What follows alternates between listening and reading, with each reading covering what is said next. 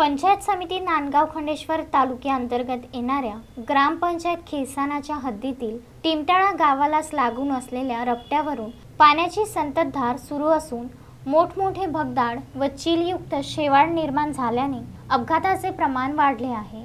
दरवर्षी होणाऱ्या पावसामुळे गावातील सांडपाणी हे मुख्य रस्त्यावरून वाहत असल्याने पाण्याचा योग्य निचरा करण्यासाठी येथे रोड लेवलमध्ये पूल बांधणी करण्यात यावी अशी मागणी ग्रामस्थांच्या वतीने करण्यात आली। तसा ठरावही ग्रामपंचायतीने सर्वानुमते संमत करून प्रशासनास सादर करण्यात आला होता। मात्र 5 वर्षापेक्षा जास्त कालावधी होऊन सुद्धा वरिष्ठ अधिकारी व जनप्रतिनिधींनी याकडे डोकावून सुद्धा बघितले नाही।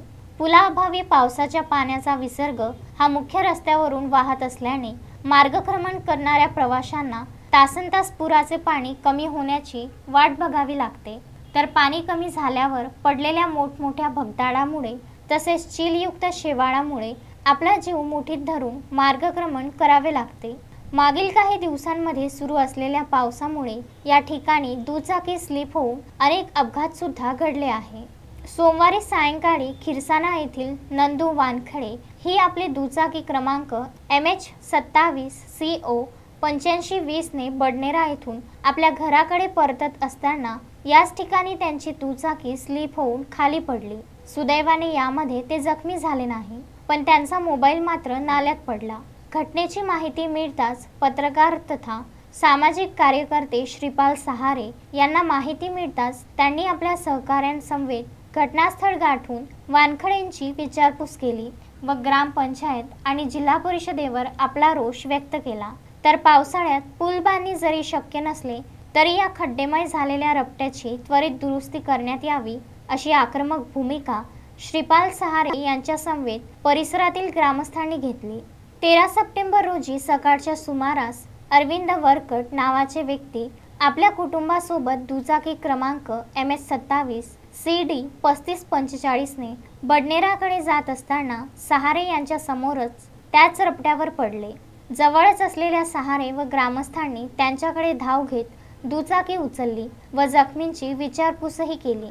जोपर्यंत रस्ता दुरुस्तीकरण होत नाही तोपर्यंत या जीवघेण्या रपट्यावर आणखी किती अपघात होणार हे सांगणे कठीण आहे। या नाल्याविषयी आम्ही अर्ज दिला आणि ठराव सुद्धा घेतलेला आहे, तरी या नाल्याच्या दुरुस्तीकरता ना ग्रामपंचायत झटत आहे नाही वरिष्ठ अधिकारी झटत आहे। तर एखादी जीव गेल्यावरच या रप्प्याचा कमी जास्त होईल का, किंवा या रप्प्याला म्हणजे या रोडला म्हणजे जे पूल पाहिजे आहे तो पूल जीव गेल्यावरच होईल का। डेंग्यूची साथ सुरू आहे गावामध्ये, तरी डेंग्यूची फवारणी सुद्धा नाही आहे। ग्रामपंचायत झोपी गेलेले आहेत का, आरोग्य खातं झोपी गेलेले आहे का। आणि हे जे व्यक्ती आहेत वानखडे नावांचे, यांची गाडी या खड्ड्यातच पडली, मोबाईल गेला, अजून किती नुकसान होणार आहे गावाचं।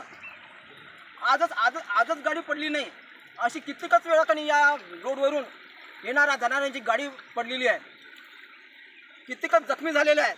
मग आता याच्यानंतर जीव गेल्यावरच तर म्हणजे या पुलाची निर्मिती होणार का। वरिष्ठ अधिकारी काय करत आहेत आतापर्यंत, म्हणत आहे की बघ हा जो नाला आहे याचं पाणी बंद झाल्यावर आम्ही काम करू।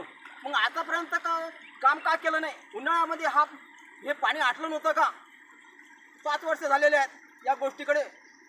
तर न्यूजपेपरद्वारे आम्ही अधिकारी लोकांना कळवतो, ग्रामपंचायतला कळवतो, संबंधित अधिकाऱ्यांना कळवतो, तरी पण या पुलाबद्दल कोणाही व्यक्तीला म्हणजे आठवण येत नाही, किंवा हा पूल बनवावा, लोकांच्या समस्या दूर कराव्या असं कोणत्याही अधिकाऱ्याला वाटून राहिलेलं नाही। याकडे वरिष्ठ अधिकाऱ्यांनी लक्ष द्यायला पाहिजे आणि ग्रामपंचायतनं सुद्धा या गोष्टीकडे लक्ष द्यायला पाहिजे। उत्तम ब्राह्मणवाडे, विदर्भ न्यूज, अमरावती।